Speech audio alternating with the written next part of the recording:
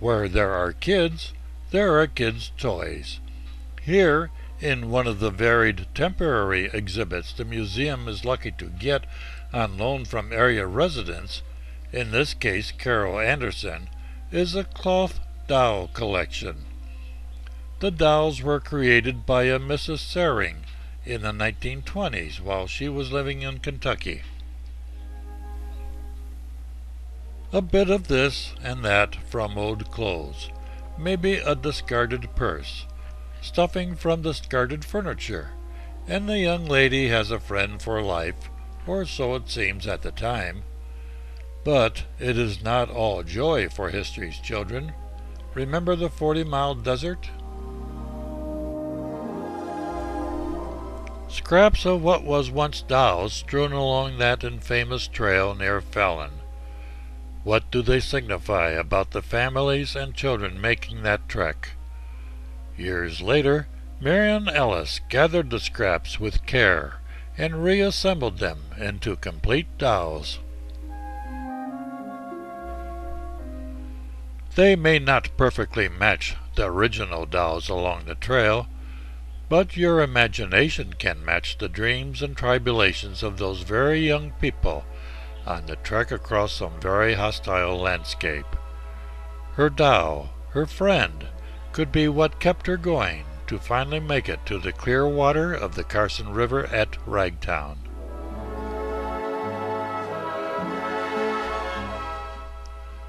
Then to the bizarre, and the realization not all dolls are best friends. This little fellow was modeled after Kaiser Wilhelm II of Germany around the turn of the 20th century.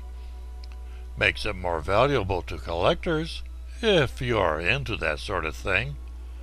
Museum staff refers to this as the ugly one. Happily, most dolls strike a more positive note. At one time, dolls were used as models.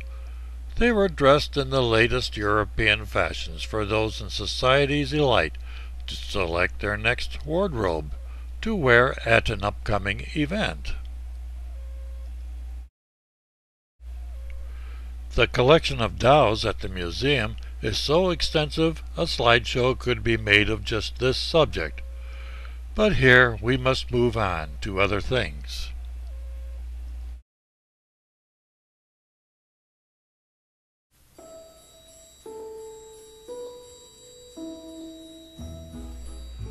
For us pack rats, a trip to the storeroom or attic to sift through years of collecting can lead to startling discoveries. In fact, this stork is in an exhibit labeled "From the Attic." Who knows what treasures or junk would turn up in some dusty corner up there? Remember pumping that old stinky Black Flag spray to get rid of those nasty spiders? No? You're too young then. Your imagination running wild as you push around that bright red truck. That old projector is even before my time. My, we forgot how convenient this old desk could be with all its cubbyholes, and the fun we had taking pictures with the old 120 film-size folding cameras or the 127 size Brownie in glorious black and white. Speaking of cameras, cameras of all types and eras are found throughout the museum, such as these folding cameras from 1903 through 1933. Not all cameras were big folding or boxy types. There were the small, disguised, or so-called detective cameras. You know, looked like a cigarette lighter or a handbag. Now here's the camera that'll do the job for you. 50mm lens, f3.5 to f16, shutter speeds to a fast 300th of a second, and a built-in rangefinder. I sound like a salesperson? I was at one time in a department store camera shop. For this, the Argus C3. Now, if that doesn't make me feel like a museum piece.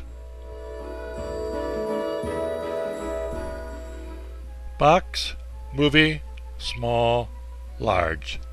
The museum is a treasure trove for the photography history buff, but let's move on.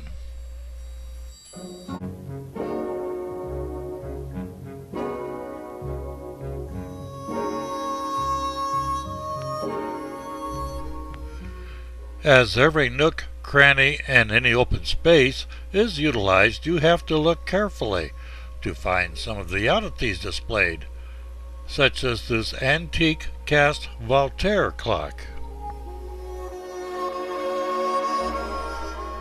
And then there is this addressograph.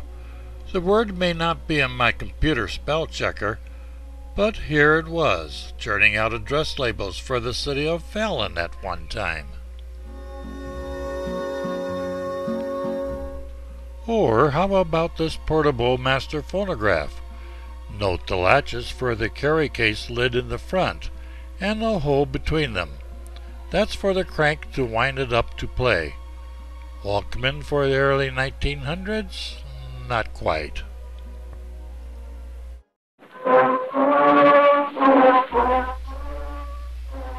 Okay, I remember the wind-up phonograph. But this little invention by Thomas Edison predates me by quite a few years. It was patented February 19, 1878. The sound quality? Well, what would you expect in those days? The fact it made sounds was quite the achievement.